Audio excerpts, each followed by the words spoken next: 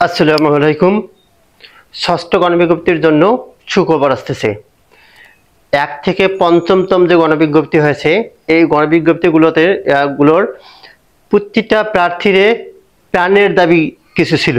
এই প্রাণের দাবিগুলো ষষ্ঠ গণবিজ্ঞপ্তি থেকে পূরণ হচ্ছে।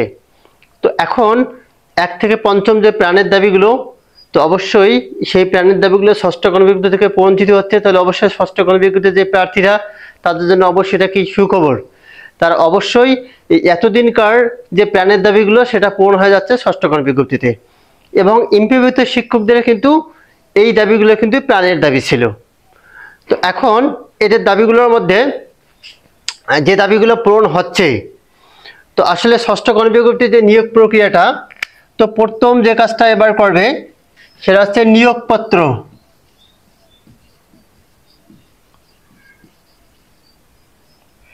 এখন এই নিয়োগপত্রটা কিন্তু এবার ষষ্ঠ গণবিজ্ঞপ্তিতে সরাসরি দিয়ে দেবে।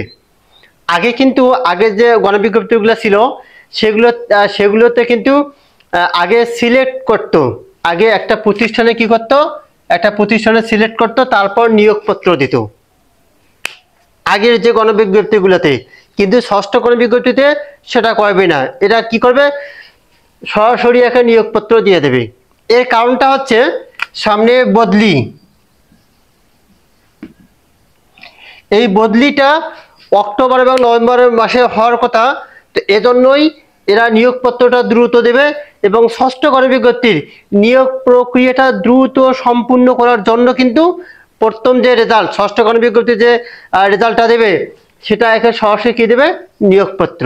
আগে সিলেক্ট করতো প্রতিষ্ঠানে, এরপর নিয়োগপত্র দিত। এবার সরাসরি নিয়োগপত্র দেবে। তার এখন হচ্ছে বদলি সিস্টেম চালু হচ্ছে। এই বদলির কারণে কিন্তু নিয়োগপত্রটা দ্রুত দেবে এবং নিয়োগ প্রক্রিয়া সম্পূর্ণটা দ্রুত করবে ষষ্ঠ গণবিজ্ঞপ্তিতে।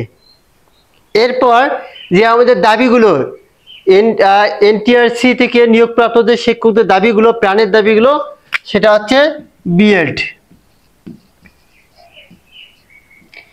এই বিএড নামে যে কালো আইনটা, এই আইনটা কিন্তু এনটিআরসি থেকে প্রাপ্ত শিক্ষকদের এটা প্রাণের দাবি না, এটা এমপিভুক্ত শিক্ষকদের এটা প্রাণের দাবি।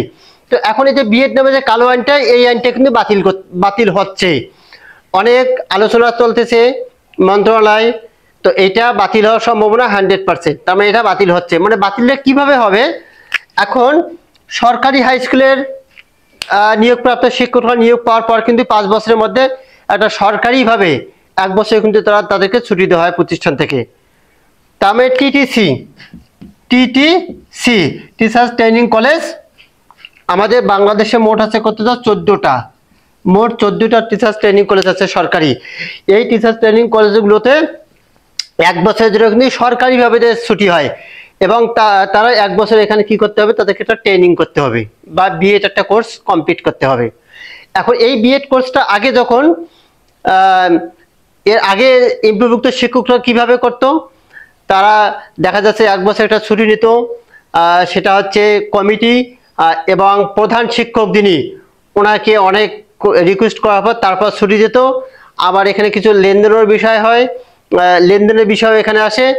আবার দেখা যাচ্ছে যে কমিটি এবং প্রধান শিক্ষক বলে যে আপনি দিতে চাইলে একটা প্রক্সি টিচার দিতে হয়। আবার ওই প্রক্সি টিচারের প্রতি মাসে যে খরচটা সেটা বহন করতে হয়। তার মানে একটা ব্যয়বহুল ছিল আগের যে নিয়ম।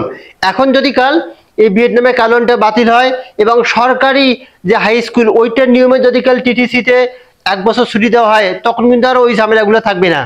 তখন 1 বছর 5 বছরের মধ্যে যে কোনো একটা বছর আমাদের ছুটি দেবে সরকারিভাবে।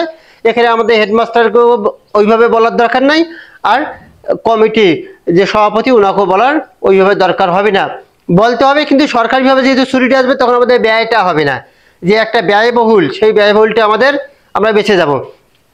তো 1 বছর ছুটি হবে, এই 5 বছরের মধ্যে আমাদের যে কোনো একটা বছর ছুটি হবে। এখন এখানে আরেকটা বিষয়, সরকারি হাই স্কুলের যে টিচাররা, তারা কিন্তু 1 বছর যে ছুটি নেয়, তারা কিন্তু প্রতিষ্ঠানের যে বেতন, ওই বেতনটা কিন্তু পাওয়ার পরেও কিন্তু এই টিটিসি থেকে তাদের প্রতি মাসে একটা কিন্তু চার্জ দেয় প্রতি মাসে। তো এখন এটা এমপিভুক্ত শিক্ষকরা দেবে কিনা, এটা আলোচনা চলতেছে। যদি দেয় তাহলে তো আরো ভালো। আর না দিলেও সমস্যা নাই, তার কারণ এই সরকারি টিচার ট্রেনিং কলেজে তো সবাই বিএড করতে পারে না, তার এখন প্রতিষ্ঠান ছুটি দিতে চায় না। তো এই আইনটা যেখানে আমাদের বাতিল হচ্ছে, এই আইনটা কিন্তু আমাদের এমপিভুক্ত শিক্ষকদের জন্য এটা প্রাণের দাবি ছিল এই আইনটা, যে এই বিএড নামে কালো আইনটা বাতিল হোক, সরকারি হাই স্কুলে যেভাবে বিএড হয় সেভাবে আমাদের কি বিএডটা সম্পূর্ণ হোক, এটা কিন্তু আমাদের প্রাণের দাবি ছিল। এই দাবিটা ষষ্ঠ গণবিজ্ঞপ্তি থেকে পূরণ হতে যাচ্ছে। ষষ্ঠ গণবিজ্ঞপ্তির যে প্রার্থীরা আছে তাদের থেকেই এই বিএড কালো আইনটা আমাদের আগের সিস্টেমটা বাতিল হয়ে যাচ্ছে। এটা অবশ্যই একটা সুখবর ষষ্ঠ গণবিজ্ঞপ্তির প্রার্থীদের জন্য। এরপর হচ্ছে 3 নাম্বার যেটা, সেটা হচ্ছে শুরুতে দশম গ্রেড। শুরুতে দশম গ্রেড, এখন এই যে গ্রেডের কিন্তু অনেক বৈষম্য রয়েছে। এখন একটা কৃষি শিক্ষক এবং একটা জেনারেল যে শিক্ষক, তারা কিন্তু একসাথে একই গণবিজ্ঞপ্তি এবং একই নিবন্ধন থেকে তারা নিয়োগ প্রাপ্ত। দেখা যাচ্ছে যে শুরুতে কৃষি শিক্ষক দশম গ্রেড পায় এবং জেনারেল যে শিক্ষকগুলো যাদের বিএড করা থাকে তারা 11 গ্রেড পায়। তো এখন এই বৈষম্যটা কিন্তু থেকে যায়, তো এই বৈষম্যটা ষষ্ঠ গণবিজ্ঞপ্তিতে কিন্তু উঠে যাচ্ছে। এখন শুরুতে সবার কথা হবে, যেহেতু বিএড নামে কালো আইন যেটা, ওটা তো আমাদের সরকারি হাই স্কুলের নিয়মে হচ্ছে, তাহলে অবশ্যই তখন আমাদের দশম গ্রেডটা শুরুতে হয়ে যাচ্ছে। তো আমরা শুরুতে কথা পাবো দশম গ্রেড দিয়ে কিন্তু শুরু হবে। এখন দশম গ্রেডটা আমাদের বেতনটা হবে কত? 16,000। এই 16,000 হবে দশম গ্রেড। আর আগে যে সিস্টেম 11 গ্রেড যদি থাকতো তাহলে কত হচ্ছে? 12,500। এখন আপনি এক বিভাগ থেকে আরেক বিভাগ যাবেন, 12,500 আপনার খেতে শেষ হয়ে যাবে বাসা। তারপর আপনি যে নিজ উপজেলা বা নিজ বিভাগে থাকবেন সেটা তো বলা যাচ্ছে না, আপনি বাংলাদেশের যে কোনো জায়গায় যাইতে পারেন। তো এখন যদি কালে এই যে 11 গ্রেড থাকতো তাহলে 12,500, 12,500 দিয়ে কি করতেন? আর দশম গ্রেড 16,000, তাও একটু দেখা যাচ্ছে চলা যাইতো। তো এজন্য আমাদের যেহেতু বিএড নামে কালো আইনটা বাতিল হচ্ছে, তো শুরুতে দশম গ্রেড হবে এবং দশম গ্রেড হলে আমরা 16,000 বেতন পাবো, আর 11 গ্রেড কিন্তু 12,000, 11 গ্রেডটা বাতিল হয়ে যাচ্ছে। এখন এই দশম গ্রেডটা কেন দিচ্ছে? আমাদের কিন্তু আগে এই বিএড সম্পূর্ণ করার পর কিন্তু দশম গ্রেড দিত, বা বিএড স্কেলটার জন্য আবার ফাইল পাঠানো লাগতো, তারপর দশম গ্রেড। এবার শুরুতে দশম গ্রেড হয়ে যাচ্ছে। এখানে আরেকটা বিষয়, আমাদের উচ্চতার একটা স্কেল আছে, সেটা হচ্ছে 10 বছর পর কিন্তু একটা উচ্চতার স্কেল পাওয়া যায়। এই উচ্চতার স্কেলটা কিন্তু আগে এই আমরা মনে করছি একটা জয়েন করার পর 3 বছর পর বিএড করলাম, বিএড স্কেল যেদিন লাগে সেদিন থেকে কিন্তু কাউন্ট করা হয় 10 বছর পর উচ্চতার। এখন কিন্তু যেহেতু শুরুতে দশম গ্রেড হচ্ছে, তাহলে শুরু থেকে আমরা যখন জয়েন করব তখন থেকে শুরু করে 10 বছরের মধ্যে আমরা একটা কি পাবো? উচ্চতার স্কেল পাবো। তখন কিন্তু এটা আরো এই বৈষম্যটা আরো কি আমাদের জন্য অনেক ভালো, এই বৈষম্যটা কেটে যাচ্ছে। তার কারণ বিএড স্কেল লাগার পর কিন্তু আমাদের বছরটা কাউন্ট হইতো। তো এখন যেহেতু শুরুতে দশম গ্রেড, আবার 10 বছর হলে আমরা উচ্চতা স্কেলের জন্য আবেদন করতে পারবো।